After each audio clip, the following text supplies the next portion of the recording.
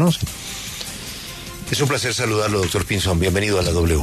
Hombre, Julio, encantado de estar aquí. Hace rato no nos veíamos y estoy muy contento de estar aquí esta mañana, de verle aquí a toda esta mesa y por supuesto a don Alberto Casas.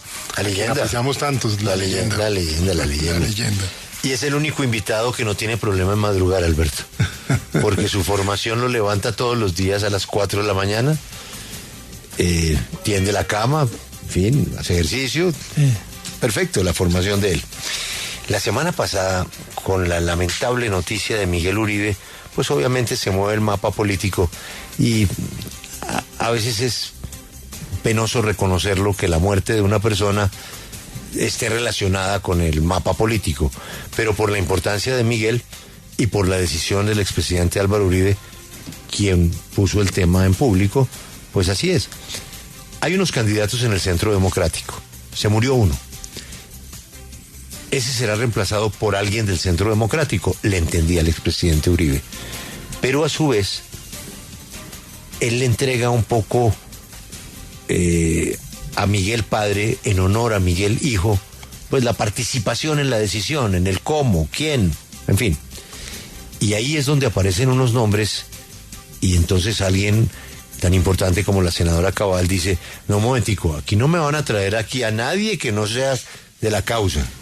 Entonces el presidente Uribe dice, no, un momento, hay que escuchar, hay unas personas muy interesantes que se quieren unir, ¿cómo las compaginaremos después? Ya veremos, pero aquí hay personas. ¿Y con quién aparece en la foto dándose la mano esa misma semana?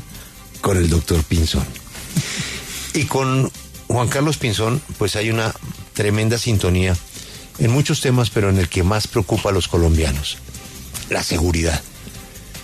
Pinzón fue el arquitecto de una nueva política de seguridad en Colombia, con Álvaro Uribe, con Juan Manuel Santos, desde el Ministerio de la Defensa, sus relaciones con los Estados Unidos. Y eso, pues obviamente, para Álvaro Uribe y para cualquier jefe político de un partido, pues es un nombre muy interesante. Esa charla, pues obviamente es privada, pero en esa charla se fijaron las reglas de juego, es decir, ¿de qué manera usted podría jugar con su precandidatura con ellos? Pues Julio, mire, varias cosas. Lo primero, yo como el país entero percibo, estoy con un dolor enorme por la partida de Miguel Uribe. Lo conocí personalmente, tuve gran afecto por él. Me pareció un hombre maravilloso, una persona con gran futuro y una persona que se entregó a Colombia. Y no podemos subestimar que aquí ocurrió un magnicidio. Y creo que forma parte precisamente de esta realidad política en la que estamos. El país tiene que cambiar el rumbo porque hemos llegado otra vez al punto que pensamos que no íbamos a volver.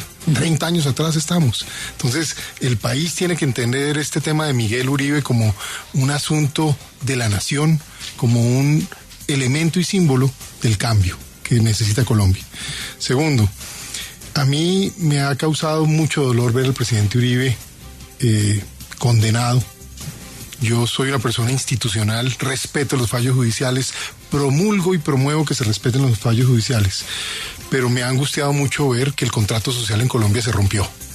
Es decir, hoy tenemos personas que cometieron crímenes de lesa humanidad sin ningún costo, riesgo y con todas las ventajas, y un hombre que se jugó el todo por Colombia, que aún lo hace, asumiendo un costo judicial que francamente a mí me ha parecido injusto. Lo digo con respeto, pero con claridad. En esa línea es que hemos hablado con el presidente Uribe. Por supuesto, el tema y los asuntos que hoy competen a Colombia son críticos. La seguridad se ha deteriorado de una manera gravísima. Yo he venido dándole vueltas al país, he estado viajando. No hay lugar, no hay barrio donde el tema de la seguridad no sea otra vez una prioridad. ¿Y esto por qué? Tenemos un crimen organizado en expansión, bandas criminales que incluso toman presencia en los barrios, pandillas, el microtráfico por todas partes, el narcotráfico en todas partes, control territorial de múltiples grupos armados y en paralelo unas fuerzas armadas que han venido siendo debilitadas, desfinanciadas, sin recursos, sin capacidades. Y lo digo con mucha franqueza, sin seguridad no hay nada. Sin seguridad no se puede progresar, no hay forma de decir, no, es que ahora sí vamos a arreglar los problemas de educación, salud, inversión, oportunidad económica. Nada va a pasar si la seguridad no funciona. Y ahí entonces hay una agenda muy clara, que por supuesto tiene que estar conectada con esa relación con Estados Unidos y con una visión de país. Este país tiene potencial. Nosotros no podemos seguir en esta frustración en la que siento que se habla toda hora. Hay un pesimismo guardado y una cosa muy grave. Ve uno que hay una crisis fiscal, una crisis en salud, una crisis en pensiones, una crisis en relaciones internacionales, pero un consumo muy grande. Entonces uno dice, qué bueno que hay consumo, pero ¿y cuáles son las fuentes del consumo? No, es que tenemos el narcotráfico más grande de la historia, la minería ilegal de oro más grande de la historia, la extorsión disparada. Entonces, claro, hay una economía ilegal que mueve todo. Se han ido cerca de 1,5 millones de colombianos del país en estos años, y claro que están mandando remesas también. Entonces es como el reflejo. Colombia tiene todo para ser un país maravilloso, Julio, y yo creo que esa es la conversación que importa hoy. La pequeña política forma parte un poco de la realidad y de las decisiones. Bueno, pero la pregunta es cómo encaja usted. Es decir, ellos van a hacer una encuesta, escogen un candidato y después hay otros candidatos que tienen afinidad con el Centro Democrático, como usted, me imagino que como Vicky, como el doctor Abelardo, en fin, otras figuras. ¿Eso después va a otra consulta o usted entraría, hay la posibilidad de que usted entre a la encuesta del propio Centro Democrático? Bueno, usted sabe, yo no soy miembro del Centro Democrático. Siempre he mantenido una afinidad en los temas con el doctor Uribe y con otros líderes del país. Yo creo que en mi caso, yo le digo, Julio, yo vengo de estar unos años de ser profesor, de estar pensando en los temas de fondo del país, y cuando veo que lo que hay aquí es un tema de seguridad tan grave, una necesidad de reanimar la economía, yo me hago presente. Ya los mecanismos y las fórmulas, honestamente creo que son cosas de proceso. Ya está diplomático, ¿no, Alberto? ya está en la Cancillería. Mire, le tengo un dato primicia de la W que le va a estremecer. Juan Pablo se encontró con un informe que ha pasado desapercibido, pero es una fotografía de la mayor gravedad. Juan Pablo, le escucha el candidato Pinzón. Candidato exministro, buenos días. Colombia ya es el tercer país con mayor número de solicitantes de asilo en el mundo después de Sudán y Venezuela, según el último informe presentado por la Agencia de las Naciones Unidas para los Refugiados, ACNUR, un informe que se conoció hace pocos días pero que no ha tenido ningún eco en Colombia. El reporte se titula Exilio, un viaje entre el desarraigo y la esperanza, y revela la que se convierte en la cifra más alta de los últimos 18 años de colombianos que buscan residir en el exterior haciendo uso de la figura de asilo. 393,000 colombianos salieron del país y están pidiendo asilo en algún lado entre enero y diciembre del año 2024. El incremento durante el gobierno Petro se ha dado sin parar. Le voy a contar cuál ha sido el histórico de ACNUR. 2021, 82,000 solicitudes de asilo presentadas por colombianos. 2022, 127,000. 2023, 299,000.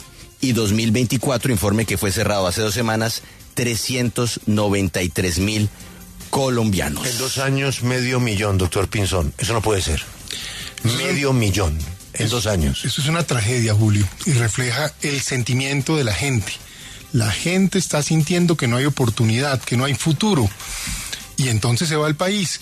La función de un Estado, de un gobierno, de una nación, no es otra que darle a la gente las garantías para sentirse cómoda, para prosperar en su propio país. Hoy eso se está rompiendo, o se ha venido rompiendo, y venimos en un deterioro que da mucha tristeza. Yo personalmente siento que estamos hoy frente a la opción de seguir con la idea de implementar una especie de socialismo del siglo XXI que mucho últimamente el presidente Petro ha mostrado afinidad y gusto, o volver a un modelo institucional, democrático, que no puede hacer milagros, pero que se preocupa por integrar a la sociedad, resolver problemas y avanzar. No hay duda de los retos en materia social, no hay duda de la necesidad de crear un modelo económico mucho más dinámico que ponga a crecer esta economía. Tenemos recursos naturales. Este país tiene petróleo, gas, carbón, oro, níquel, cobalto, cobre, todo lo que se necesita para la transición energética, para el modelo de semiconductores, para todo lo que tiene que ver con la nueva tecnología, los data centers y demás. Ahí estamos, y eso es lo que podríamos gestionar de manera organizada. Empleos, oportunidad de ingreso. Pero hoy la gente se está yendo del país. Y se está yendo porque no ve futuro. Y no hace mucho ruido, se va calladita. El otro número que valdría la pena mirar es la cantidad de capital colombiano que se ha ido al exterior. Es en miles de millones de dólares, Julio, porque la gente puede que no diga nada, porque le da temor de que la golpeen las autoridades, de que vengan las superintendencias o la DIAN, pero están sacando el dinero del país y se están yendo tratando de buscar que la platica esté segura, porque no hay sea que aquí el país se siga deteriorando. Cuando uno tiene un déficit fiscal de casi el 8%, eso ya empieza a ser confiscatorio, porque eso hay que pagarlo. ¿Cómo? Con impuestos, si no se hace un esfuerzo de austeridad y de cuidado con el país. Entonces es el tipo de problema en el que estamos. Pues exministro y exembajador Pinzón, yo creo que el tema de la carpintería en este caso sí es importante, porque usted ha logrado algo que ningún otro candidato ha conseguido. Y es que, sin ser del Centro Democrático, el presidente Uribe le ha dado un níquel obstat.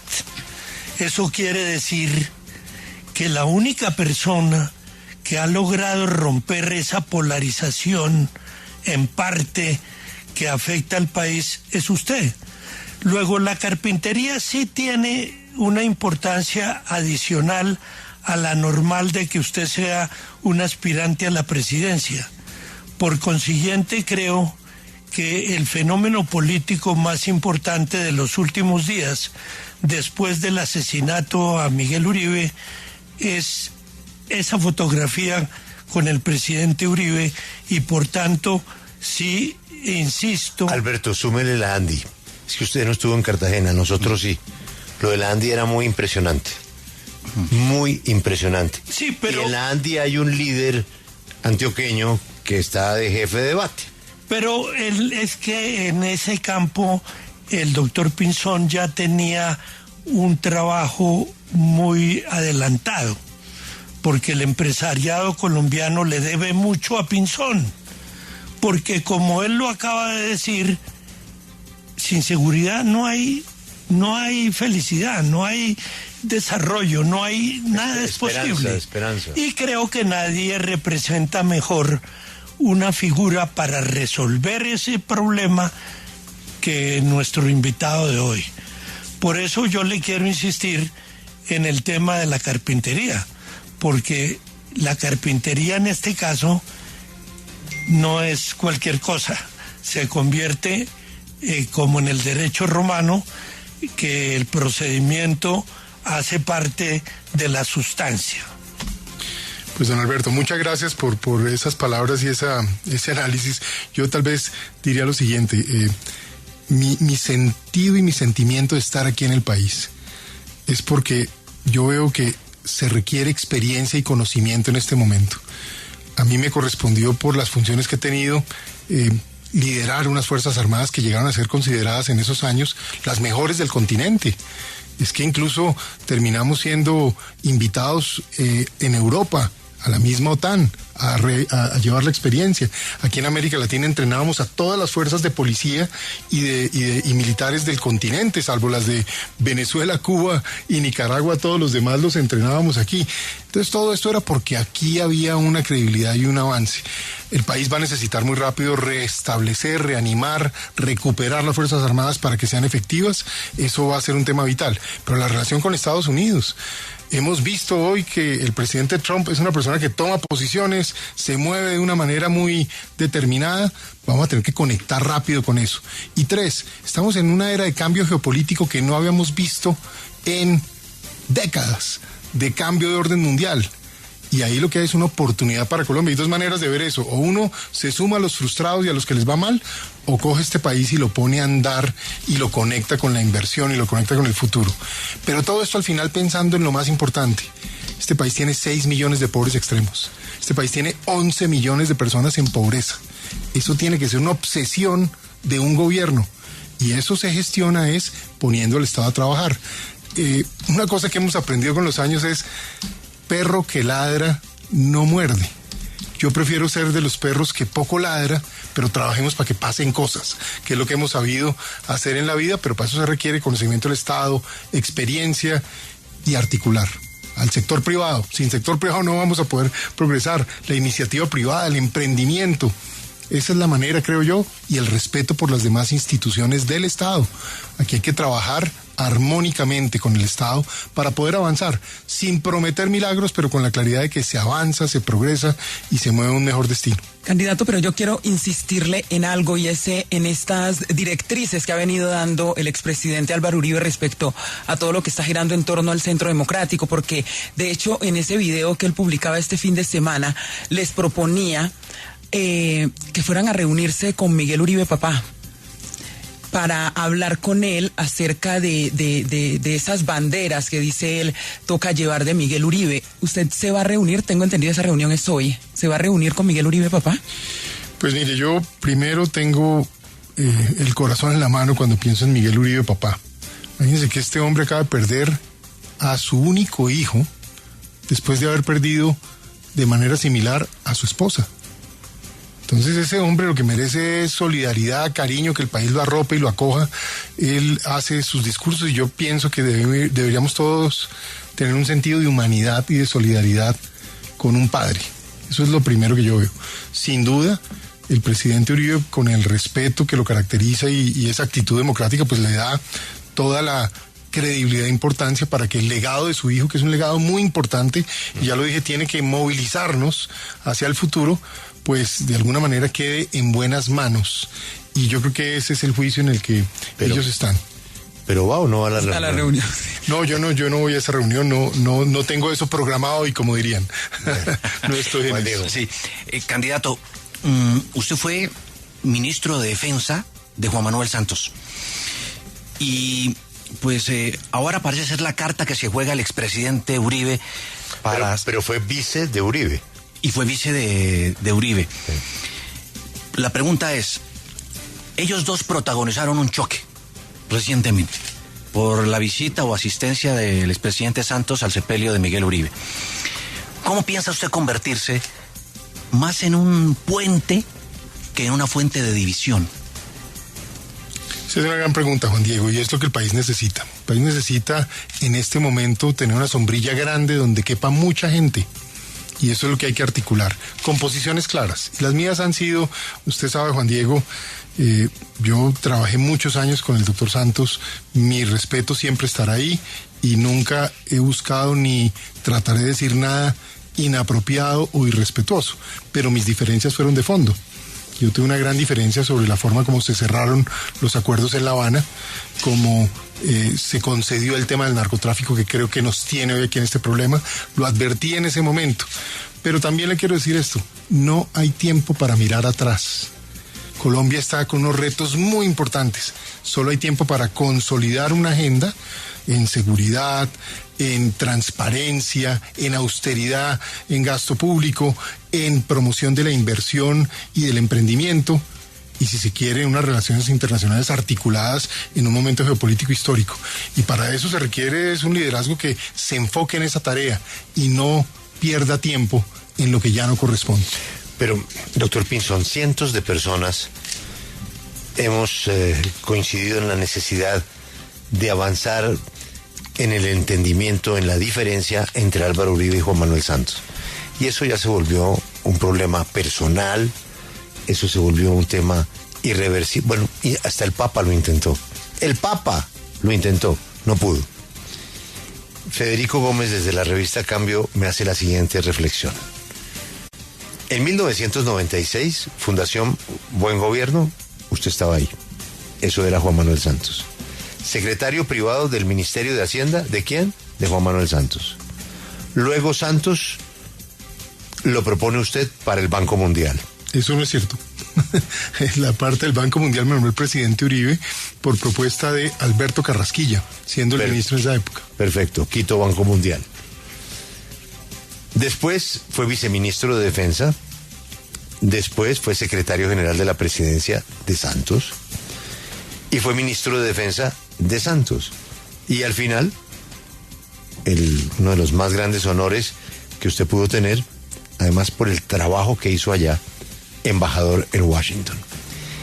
Esto suena perfecto para lo que usted acaba de decir. No hay tiempo para mirar atrás.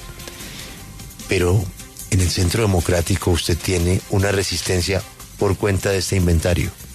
Eso, ¿cómo puede ser en los líos que estamos, que estén mirando su pasado y sus relaciones con Santos con una lupa como obstáculo para que usted se pueda acercar a Álvaro Uribe? Pues mire, esa lectura de cargos y de posiciones, lo primero que refleja es experiencia.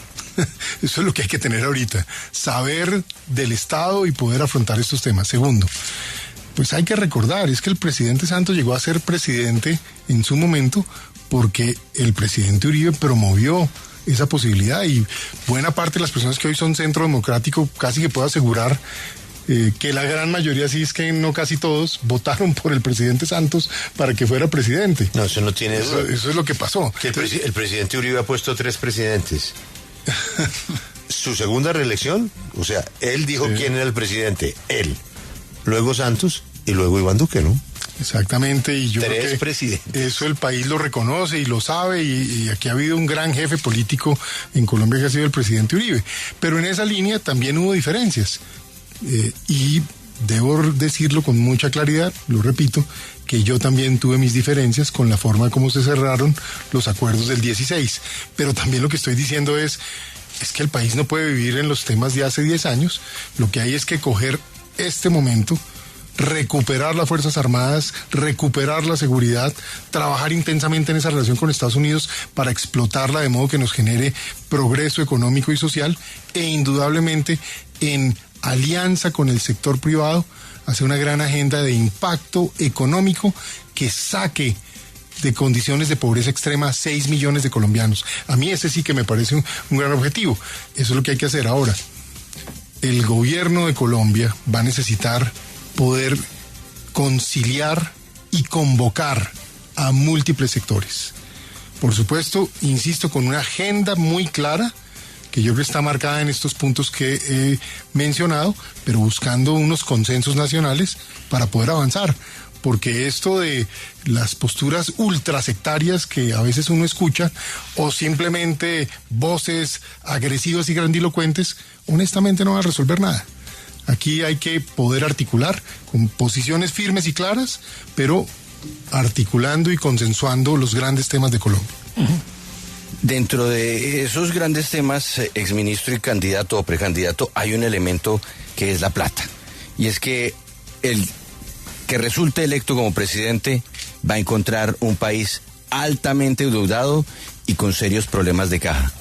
¿Usted sacrificaría programas sociales, reversaría algunas de las decisiones que se han hecho en este gobierno que cuestan plata, pero pues que sin duda podrían llevar a un descontento social amplio? Juan Pablo, vamos a tener un déficit fiscal del orden del 8% al cierre del 2025, si no se hacen ajustes de cierre de año, y la deuda pública en Colombia va a llegar a niveles del 63-64%, que ya es un nivel peligroso porque encarece el endeudamiento hacia adelante. Ya Colombia está pagando una prima de riesgo por encima de los demás países de América Latina que eran nuestros iguales. Es decir, ya estamos lejos de México, Brasil y Chile, cosa que preocupa mucho. Hasta Paraguay tiene hoy mejor grado de inversión que Colombia. Luego, esto es lo que hay que también dimensionar. Y es que no olvidemos, los recursos que llegan de manera social, los subsidios, que hay que orientarlos a donde realmente se necesitan, también hay que pagarlos. Entonces el país tiene que generar riqueza. Cosas que preocupan, por ejemplo, cómo se ha ido quebrando Ecopetrol. Esa era la gallina de los huevos de oro.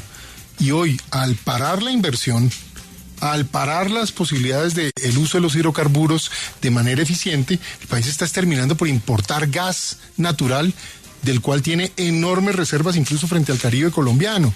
Estas son las cosas que no pueden ser más. Entonces, dos cosas.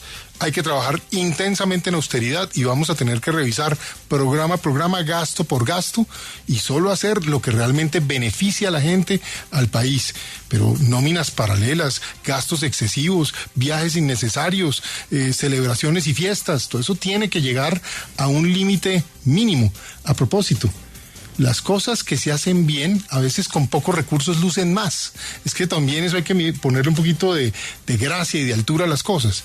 Pero por el otro lado, el gran modelo fiscal de Colombia tiene que ser un modelo pro generación de riqueza. Esto es creando riqueza para que crezca la economía y así se reduzcan los déficits, aumente el recaudo y el país progrese con empleo y con consumo, pero un consumo bueno, un consumo viable. Exministro, usted logró con Estados Unidos y con esa cúpula militar que era como el Dream Team de la época, la colaboración de Estados Unidos en serio con el tema de interdicción. Y eso se fue enfriando, no sé por qué razón. Y nos bajaron la ayuda y ya por ahí había un barco, un avión, pero ese corredor del Pacífico lo dejaron libre. Y por ahí se armó el gran negocio que usted conoce. Están llegando barcos a Venezuela. Yo quiero pensar que esos barcos de Estados Unidos, que llegan con 4 o 5 mil Marines, van a la misma tarea de interdicción. Obviamente, después de lo que dijo Bernie Moreno aquí la semana pasada en estos micrófonos, pues se encendieron las alarmas cuando él dijo, no, lo de Maduro, eso ya no da para más, eso no pasa de este año. Entonces la gente dice, bien, van los barcos ya para la invasión de Venezuela, lo cual estoy seguro que no tiene ningún asidero. Pero en el tema de interdicción, ¿usted qué piensa de pedirle seriamente a Estados Unidos que nos ayude en el Pacífico y en el Caribe? Una de las primeras tareas que va a tener el próximo gobierno es sentarse con los Estados Unidos a restablecer la relación estratégica en seguridad. Ese fue un gran poder y un gran factor de estabilidad que tuvo Colombia y que se ha venido debilitando. Si bien es cierto, la relación aún existe. Recuerde, es que en la segunda ocasión que fui embajador en el gobierno del presidente Duque en Washington, se llegó a nominar y a definir a Colombia como aliado estratégico no miembro de la OTAN, que es el máximo nivel de una alianza en seguridad y que es lo que tiene Nueva Zelanda, Australia, Japón, Corea del Sur. Colombia era el único país que tenía ese nivel aquí en el continente. Incluso hasta la actual administración de Petro se ha beneficiado de eso porque por eso es que no han roto del todo. Digamos, hay alguna expectativa de que en un futuro gobierno las cosas se restablezcan. Yo creo que eso lo vamos a poder hacer. Hay que hacer interdicción masiva en el Pacífico y en el Caribe. Hay que ahogarle las finanzas a la criminalidad, porque si no, la criminalidad va a seguir haciendo lo que está haciendo, controlando poblaciones, comunidades, territorios, penetrando la corrupción y a partir de eso impidiendo el desarrollo económico y social de los sectores institucionales del país. Está pasando que hay municipios donde ya no se está pudiendo vender los productos de consumo, porque no sé si han visto, pero han quemado hasta los camiones de D1 como si nada. Están quemando camiones, están extorsionando a cualquier tiendita. Estaba el otro día en Ibagué, me pongo a hablar con una señora ahí en la plaza de Bolívar de Ibagué y me dice ella, muy nerviosa, no me quería hablar. Y digo, ¿y por qué está tan nerviosa? No, es que a mí me toca pagar para estar aquí. Esa es la realidad, una señora de un puesto de mangos. No, la extorsión está en cualquier esquina. Última pregunta, Laura. Sí, doctor Pinzón, pues es cierto que usted trabajó muy de cerca con el gobierno de Juan Manuel Santos, pero también es cierto que salieron peleados y hay muchas críticas suyas al acuerdo de paz de 2016. De hecho, hay quienes dicen que lo une usted ahora con el expresidente Uribe, lo fundamental sería el antisantismo, si es que se le puede llamar así. Y quiero preguntarle, ¿qué va a pasar con el acuerdo de paz de 2016 y sobre todo pues frente a esos temas pendientes como la reforma rural, partiendo de ese punto, partiendo de que usted pues no salió bien con el gobierno del expresidente Juan Manuel Santos? Mire, a mí lo que más me preocupa de conocer Colombia a fondo, yo creo que la mayor parte de personas que están en este tema, lo público, no conocen el país. A mí me ha tocado estar en todos los departamentos de Colombia, todas las ciudades capitales y más de 650 municipios. Ahí he estado, esto no me lo han contado. Entonces, ¿qué pasa? El Estado colombiano, más allá de acuerdos, firmas y muchos anuncios, es la hora que no lleva las carreteras a buena parte de los municipios que están hoy bajo control criminal. No ha llevado la salud, no ha llevado la educación, no hay economía alternativa a la economía criminal. Las Fuerzas Armadas que yo tuve el honor de liderar, ellas le dieron toda Colombia, sacrificaron vidas, entregaron parte del cuerpo de muchos hombres que hoy están aquí como testimonio de lo que ocurrió. Se recuperó Colombia y se recuperó el terreno. Y luego una negociación, en lugar de garantizar que lo que venía era la llegada del Estado colombiano con seguridad, el Estado se recogió, nunca llegó ese Estado y hoy está nuevamente bajo control territorial, ya no de un grupo, sino de múltiples grupos armados y bandas en todo el territorio colombiano. Tenga la certeza de algo, si tengo convicción y conocimiento es de cómo poder llevar ese desarrollo a esas regiones.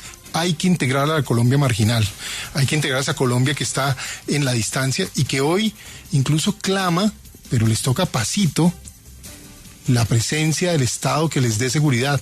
Porque si usted va, por ejemplo, a los municipios del Pacífico, allí la gente está a orden de los criminales, del alcalde para abajo. Entonces, esto es una situación angustiosa, nos devolvimos 30 años y lo peor, nos quedamos todavía con los discursos y sin las obras y sin la, básicamente, integración de esas comunidades con Colombia, con todo el país. La penúltima pregunta tiene que ver con la señora de los mangos que habló con usted. Si usted fuera el señor de los mangos, no la señora de los mangos, sino ese señor de los mangos que ha tenido que vivir lo que ha tenido que vivir, ¿usted votaría por un candidato de izquierda? Yo creo que la gente no va a votar más por un candidato de izquierda, por ser de izquierda solamente. La gente va a votar por alguien que le diga cómo le van a proteger, cómo le van a crear por lo menos la opción de que no tenga su vida a peligro toda hora. Pero eso no se lo puede ofrecer Gustavo Bolívar, por decir algo. No pueden porque ellos han estado precisamente vinculados a toda esta lógica de la tesis del socialismo del siglo XXI, que así no la llamen así, es lo que está gestionándose. Entonces se la cambio, vamos al centro. ¿Usted votaría por un tipo como Sergio Fajardo? Naturalmente, usted es el señor de los mangos, no es Juan Carlos Pinzón. ¿Votaría por un tipo como Sergio Fajardo? Hombre, Sergio es un señor muy decente y yo creo que todo el mundo lo va a ver, ese señor es decente, pero ¿tendrá el perrenque? Bueno, eso ya es otra pregunta. Entonces es lo que se pregunta el señor de los mangos. ¿El señor de los mangos votaría por Claudia López? No creo, porque el señor de los mangos sabe que eso gritando y brincando no se arregla mucho. Ayúdeme, Alberto, a ver por quién va a votar el señor de los mangos. ¿El señor de los mangos votaría por Vicky Dávila? Vicky de pronto les gusta porque dice cosas duro y todo. Lo que pasa es que de pronto tienen dudas si ha trabajado en eso de los mangos alguna vez. Señor de los mangos, hay que arreglarle el problema. Ayúdeme, Juan Diego. ¿Señor de los mangos votaría por Abelardo de la Espriella?